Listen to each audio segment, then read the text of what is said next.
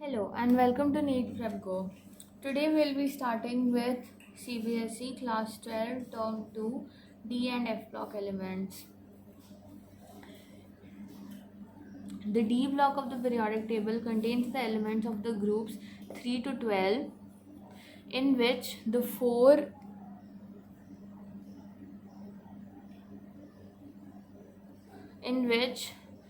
uh, the D orbitals are progressively filled in each of the 4 long periods. The F-block elements consists of elements in which 4f and 5f orbitals are progressively filled. They are placed in a separate panel at the bottom of the periodic table. The names transition metals and inner transition metals are often used to refer to the elements of D and F block respectively. So, our first important point will be D block elements are from group 3 to 12 and they have 4 long periods. Then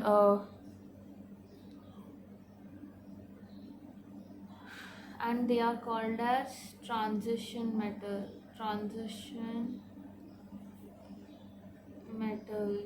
F block, inner transition metals present in a separate panel below.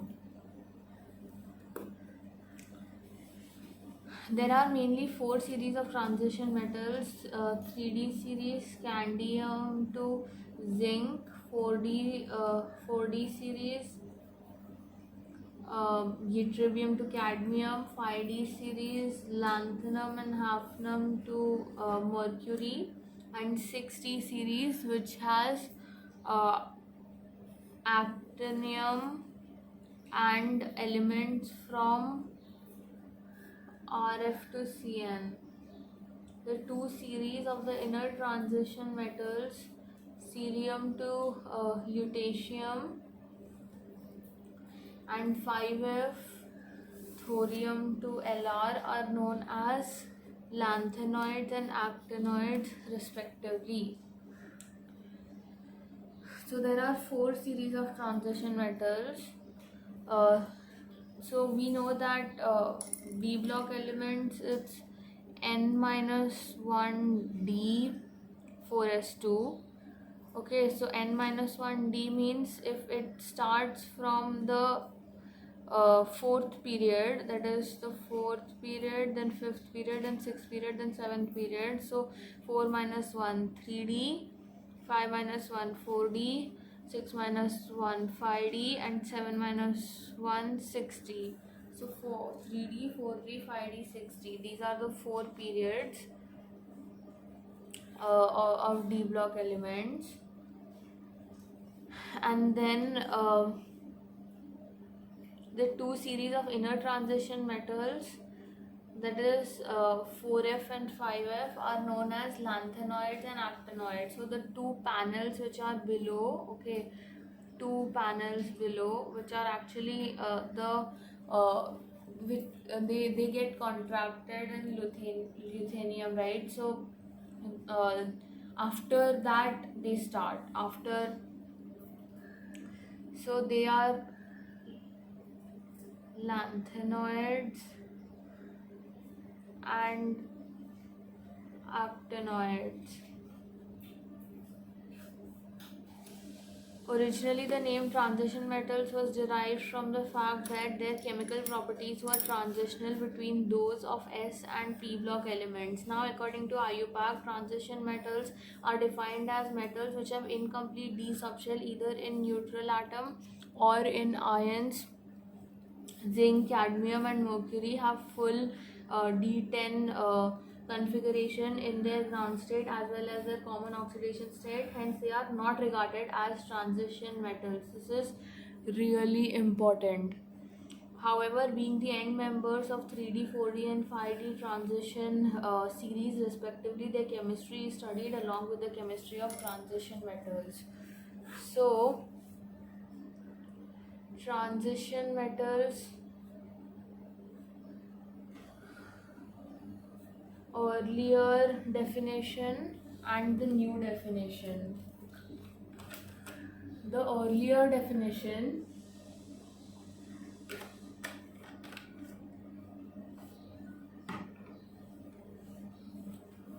said that these were between S and P block elements and their chemical properties were transitional. Therefore, they are transitional element. This was previous definition. Now, what is the current definition of transition elements?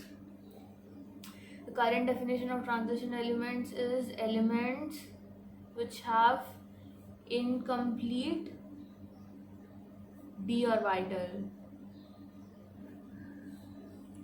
Okay.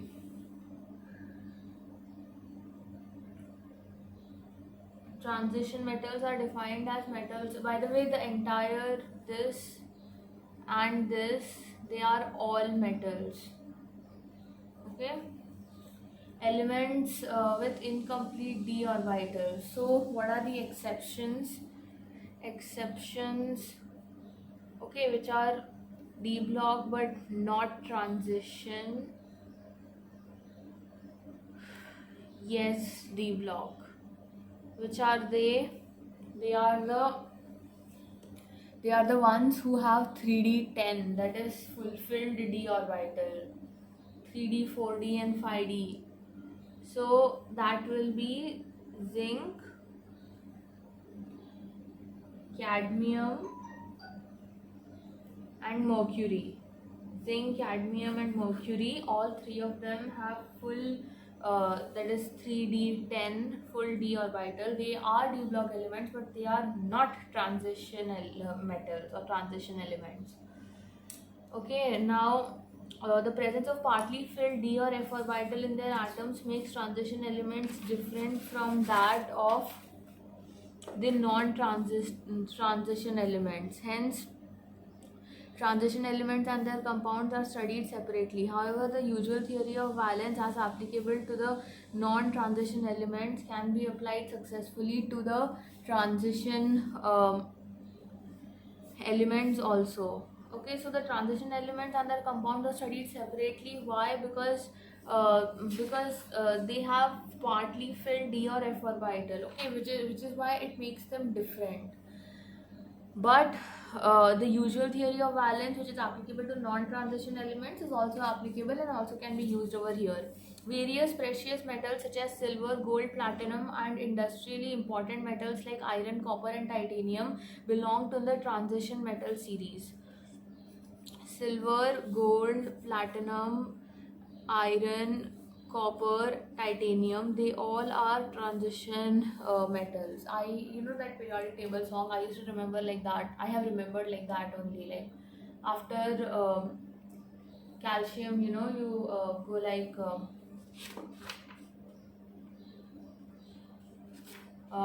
what is that? Magnesium, aluminium, silicon, phosphorus, sulfur, argon, potassium, calcium, silver, scandium, titanium, vanadium, chromium, manganese, iron is the 26, cobalt, nickel coins you get, copper, zinc, gallium, germanium, arsenic, selenium, bromine, choose the krypton, like that's how I had remembered the entire song. So like till 20, of course, you all of us remember, and then some people use mnemonics. For me, that song, it kind of stuck to my mind. Niobium, molybdenum, technetium, ruthenium, rhodium, palladium, like you keep going and going and going. I think I knew till astrid, I don't remember, till I knew, I think, till 89 element. So after that, In this unit, we shall deal first with electronic configuration, then occurrence and general characteristic of transition elements with special emphasis on trends and the properties of first row, along with the preparation and properties of some important compound. This will be followed in consideration. So, this year we don't have in syllabus. For NEET, of course, it's there, and we'll take this NEET portion later on. But now, for only term 2, we don't have this page number 231 to page number 234 till here. It's not there along with the users. So here just a cross for CBSE, you can say. Here also cross for CBSE, here also cross for CBSE. Okay, so the some important compounds of transition element, that part is not there. Oxides and all that is not there, fortunately. So still it's a lot. So first let's come to the transition elements, that is the D block elements. Position in the periodic table. D block elements, as we know, if this is the S block elements, if this is the P block elements, then in between we have the transition metals, that is the D block elements. Okay, so they lie in between S block and P block. So the D block occupies the large middle section of the periodic table, flanked between S and P block elements in the periodic table. The D orbital of the penultimate energy level of atoms receive electrons, giving rise to 4 rows of the transition metals 3D, 4D, 5D, 6D. We already saw that is n-1d 4s2 is the electronic configuration. So that is 3D, 4D, 5D, 6D. Okay, 4 rows. All these series of transition elements are shown in table 8.1. So in 8.1, see, we have scandium, titanium, vanadium, chromium, manganese, iron, cobalt, nickel, copper, zinc. Then I guess this is ytterbium, zirconium, niobium, molybdenum, technetium, ruthenium, rhodium, palladium, silver, cadmium, lanthanum, hafnium, tantalum, tungsten, rhenium, osmium, iridium, platinum, gold, mercury, actinium. Yeah, I guess actinoid. Yeah, yes, I know till here. I know 89. Yeah. So you don't need to remember all this. Only the first series is there, so the first series needs to be remembered, that is scandium, titanium, vanadium, chromium, manganese, iron, cobalt, nickel, copper, zinc. These are the important ones. This is we will learn more further accordingly to this. You don't need to remember the rest 3 series, just need to know the exception, that is zinc, cadmium, mercury. These 3 you need to know exception as not transition elements but D block elements, because they have completely filled d orbital, that is 3d10. You need to remember that. Now let's come to electronic configuration. In general, the electronic configuration of outer orbitals of these elements is ns1, d1 to 10 and ns1 to 2. Okay, so as I said, d orbital, the configuration of d orbital would be ns. Okay, why am I writing? Yeah, sorry. n-1, of course, n-1 d can be from ranging from 1 to 10. Okay, 1 that is scandium, and then 10 that is still zinc, which I'm taking for 3d. Okay, if this is 4, if n is 4, then for 4, and this will be ns1 to 2. So for example, let's take the 4th period. So for 4th period, n is equal to 4, 4 minus 1, 3d, 1 to 10, 4s, 2, 1 to 2. So then similarly for the next one, it will be 4d, 1 to 10, 5s, 1 to 2, then 5d, 1 to 10, 6s, 1 to 2, then 6d, 1 to 10.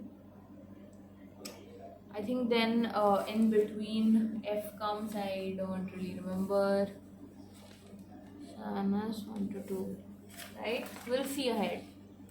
The n minus 1 stands for inner d orbitals, which may have 1 to 10 electrons, and the outermost ns orbital may have 1 or 2 electrons. So ns1 stands for the inner d orbitals, which may have 1 to 10 electrons. Yes, the outermost ns orbital may have 1 to 2 electrons. So 1 to 10 electrons, that is d will have, of course, and s orbital will have maximum 2 electrons. So 1 to 2 electron. However, the generalization has several exceptions because of very little energy difference between n minus 1 d and ns orbitals. Furthermore, half and so there are many exceptions, okay, because of very little energy difference between n minus 1 d and ns orbitals. Half and completely filled sets of orbitals are relatively more stable. We know that 3d 5 4s2 and 3d 10 4s2 will always be more stable, okay. Then a consequence of this factor is reflected in the electronic configuration of chromium and copper in 3D series. For example, consider the case of chromium, which has 3D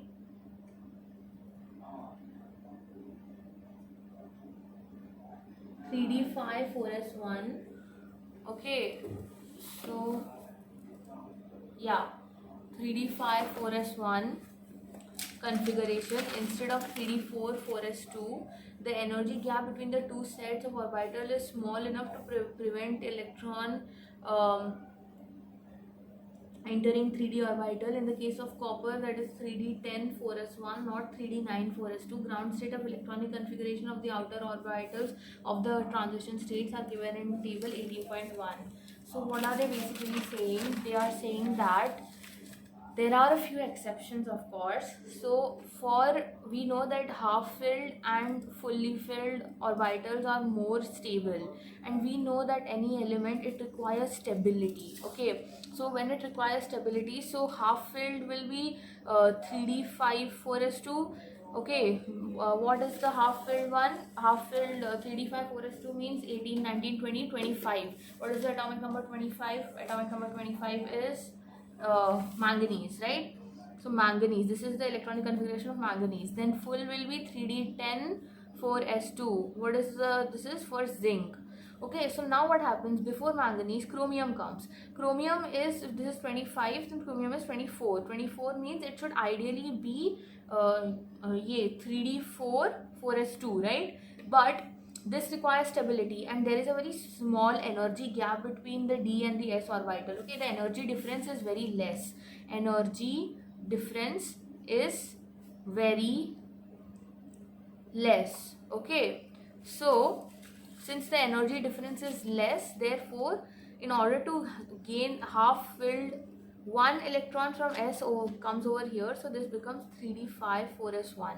Similarly, before zinc comes copper. So if this is 30, then copper will be 29 atomic number. 29 atomic number means 3d 9 4s2, right? Because before that comes argon 18. So 18 19 20 and then 29. So this 3d9 1 comes over here to be stable, 3d10 4s1. So this and these both are exceptions which we need to remember. Exceptions are for chromium and copper in order to gain half filled and fully filled orbital to get more stability. Now let's come to the next part. These are all the tables which we have read. Now let's start from here. Electronic configuration of outer orbital: zinc, cadmium, mercury, and Cn. What's Cn? What is the abbreviation of Cn? I don't really remember. So are represented by general formula n-1 d10 ns2. Okay, the orbitals in these elements are completely filled in the ground state as well as their common oxidation state. Therefore, they are not regarded as transition elements. So we just read about this in the first page, that for cadmium, zinc, mercury and Cn, there is, just a second.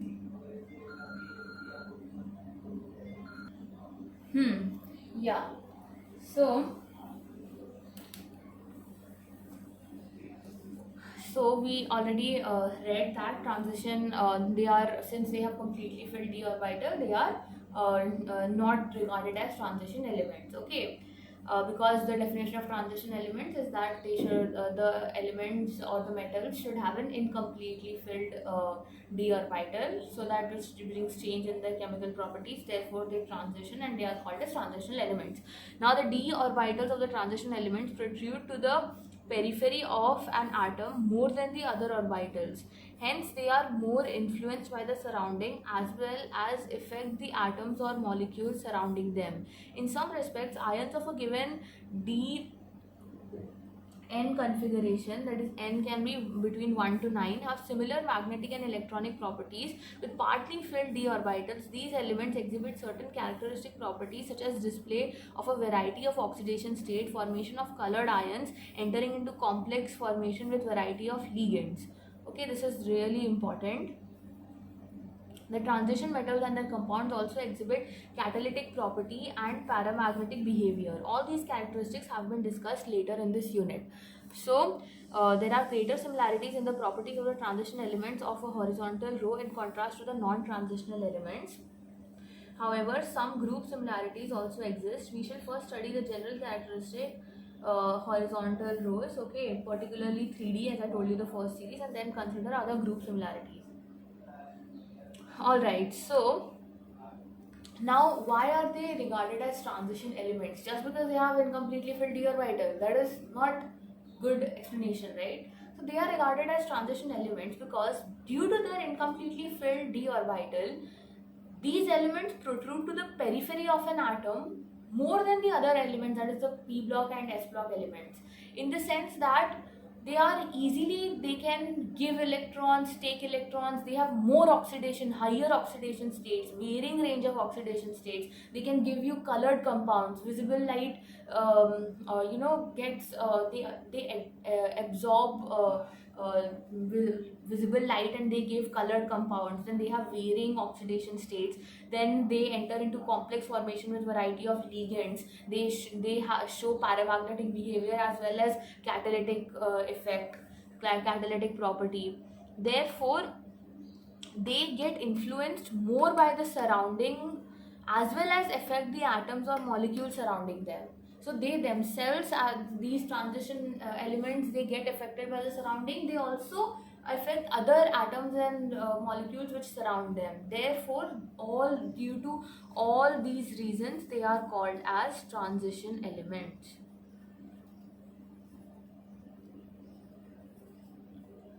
Okay, so what are the reasons? The reasons are that these elements, they tend to protrude more to the periphery of an atom than the other orbitals such as s and p block elements. Then they are more influenced by the surrounding as well as they themselves influence the surrounding atoms and the atoms and molecules which surround them. They show catalytic effect and paramagnetic behavior.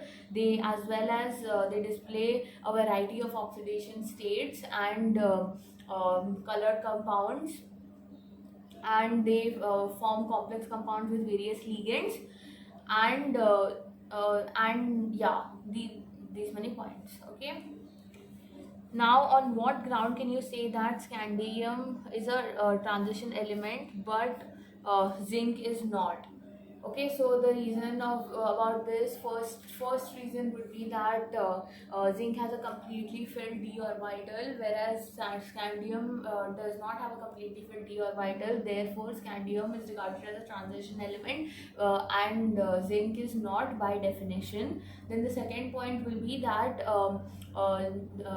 yeah, due to a partially filled d orbital, scandium shows varied varying oxidation states as well as um, even in the ground state, like it's not in the ground state, it shows varying oxidation states as well as forms colored compounds and complex forms complex compounds with various ligands. Therefore, it gets affected by the surrounding and also affects the surrounding atoms and molecules, whereas zinc does not. That is also another reason. And here in NCERT, the solution, the reason is written that firstly, completely filled d orbital. That is the first point. Second point is zinc atom has completely filled d orbital in its ground state as well as in its oxidized state. Okay, so it has completely filled d orbital both in its ground state as well as oxidized state. So instead of just writing completely filled, you should mention ground state and oxidized state. Okay. In text question, silver atom has completely filled d orbital in its ground state.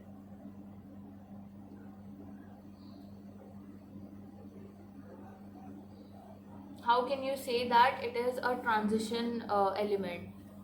It is a transition element because it only has completely filled d orbital in its ground state, right? That is silver Ag. Ag means the electronic configuration will be wait, give me just a moment.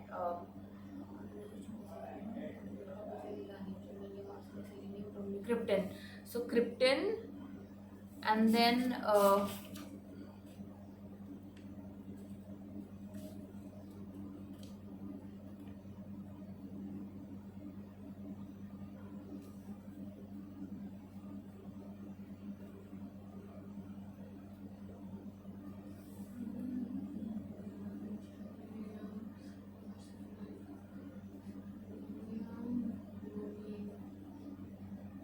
krypton. So plus 80, that is 36, krypton 36, plus yours, this is 47, right? So 3D, 4S, 1, 37, 38, 39, 40, 41, 42, 43, 44, 45, 46, 47. So 10. Okay, so ideally it should be 3D, 9, 4S2, but in the case of silver, okay, Ag atom, the d orbital is completely filled in the ground state because the d and s orbital both are really close to each other and have similar energy levels and properties. Therefore, since the difference in energy levels between the d and s orbital of between 3d and 4s orbital of the Ag, this will be 4d and 5s. Okay, the 4d and 5s orbital of silver, one electron in order to gain stability, one electron from 5s orbital automatically shifts to 4d orbital, therefore making the d orbital completely filled in order to gain stability. Hence it is a transition metal because the completely filled d orbital is not occurred naturally, it is occurred in order to gain more stability, that is electron transfer takes place, otherwise it is a transition metal. Okay, so you need to write all these reasons.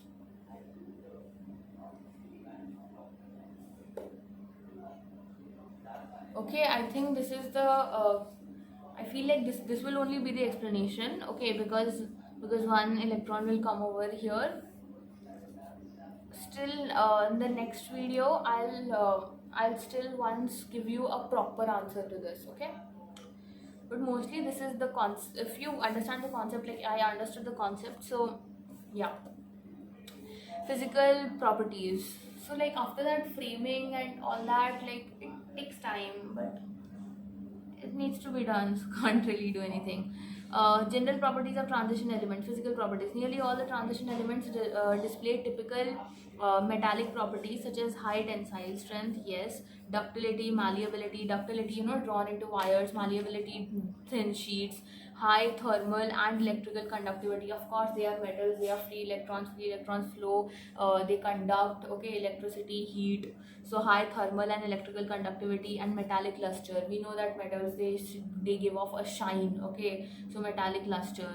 Sonority is also not there, but sonorous is also there, with exceptions of zinc, cadmium, mercury, and manganese. Okay, so they have one or more typical metallic structures at normal temperature. So cadmium, mercury, manganese, and zinc. You don't know zinc and manganese, like they are brittle in nature. Okay, then mercury is liquid in nature. So yeah, all these are exceptions. Exceptions also, they are important in physical properties. The exceptions will be Mn, Hg, manganese, mercury, zinc, and cadmium. Okay, now they are one or more typical metallic structures at normal temperature. Now, lattice structure of transition metals. We had learned this in solid state, body center, BCC, phase centered, FCC, then HCP. Now, I don't think you need to remember all these. This was hexagonal. This was the packaging, hexagonal closed packed structure. Okay, and then I think X is for what? Wait, X is typical metal structure. CCP was again packaging, cubic closed packaging structure. HCG was hexagonal closed packaging structure. If you want to remember, you can remember. Scandium is hexagonal closed pack structure, body centered. Titanium is also hexagonal closed pack structure, body centered. Vanadium, only body centered cell is written. Chromium, only body centered cell is written. Manganese, it is metallic structure, body centered as well as closed pack structure, body centered, and then hexagonal closed pack structure. Cubic central packaging uh,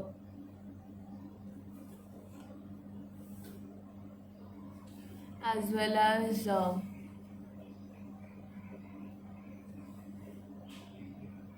your hexagonal closed pack structure.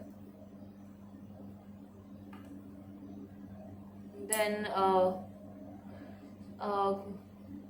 cubic closed pack, then normal metallic structure as well as hexagonal closed pack for the first one. Alright, the transition metals, with the exception of zinc, cadmium, and mercury, are very hard, okay, and low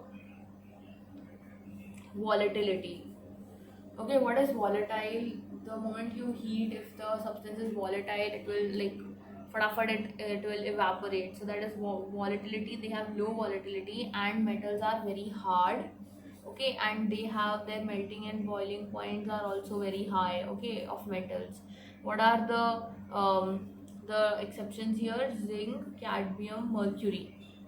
Okay, depicts the melting and boiling point of transition elements belonging to 3D, 4D, 5D series. High melting points of these metals are attributed to the involvement of greater number of electrons from n minus d in addition to the ns electrons in the interatomic metallic bonding. In any row, the metallic points of these metals rise to a maximum of d5 except for anomalous values of manganese and Tc, technetium, I think, and fall regularly as the atomic number increases. They have high enthalpies of atomization, which are shown in figure 8.2. Okay, so first let's come to the trends in the melting point of transition elements. Okay, so this is 3D, 4D, and 5D. Okay, so we know that as we go down the group, our atomic radius increases, more and more shells keep getting added, more electrons keep getting added. The more electrons, the more heat you will need to supply in order to evaporate or melt. Okay, so the boiling and melting points would be higher. Okay, because if 100 Kelvin, you know, na, like the more and more increase occurs in the electrons, okay, the more heat you'll need to supply, hence the higher will be the melting point. So boiling and melting point. So here, um, see, the lowest melting point, okay, is of 3D, then as increase in the shells 4D, then the highest will be 5D, okay. So it will take much the more the atomic number, the higher will be the melting point, okay. Now titanium, then more and then vanadium, then chromium, then for manganese it goes low, okay. Then again for copper, gold and silver, again it's very low, okay. We know that we make, so like for these also it's low, because see, um first of all, like this is for only transition elements, like, right. So zinc, mercury and cadmium is not there at all. They are the major exceptions in physical properties, and they are not there at all. Manganese is one exception. Manganese and Tc both are exceptions. They have already written that Tc fall regular, anomalous values are for these two, but the rest you can see it's mostly similar only, like some up down is there. But these copper, gold and silver, since they are they have 3D10 configuration, right. Copper, gold and silver. Copper, silver, gold, okay. So they have 3D10 4s1, so they are also 3D orbital is also stable, so therefore even their properties, their melting point will be very less, they will melt very easily. Now let's come to the maxima at about the middle of each series indicate that one unpaired electron per d orbital is particularly favorable for strong interatomic interaction. Okay, so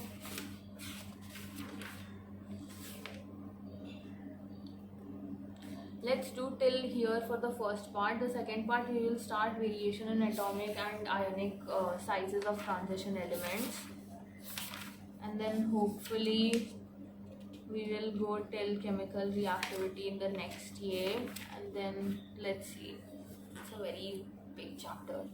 So so here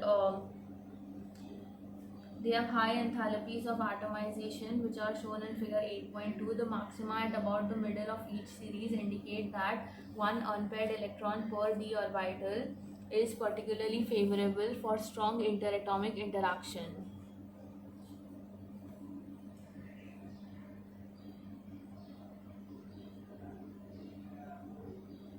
Okay, so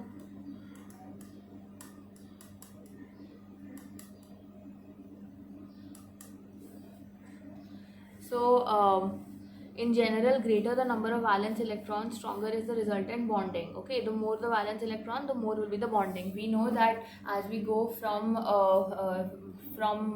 left to right across a period, then the atomic size decreases. Why? Because more and more valence electrons keep getting added in the same orbital, therefore the nuclear charge increases, therefore that nuclear attraction increases, and hence the ionization enthalpy will also increase, because it will be more difficult to remove an atom, okay.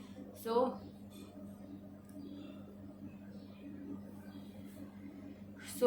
greater the number of valence electrons, stronger is the resultant bonding. Since the enthalpy of atomization is an important factor in determining the standard electrode potential of a metal, metals with very high enthalpy of atomization, that is very high boiling point, tend to be noble in their reactions later for electrode potential. Another generalization that may be drawn is that metals of the second and third series have greater enthalpies of atomization than the corresponding elements of the first series.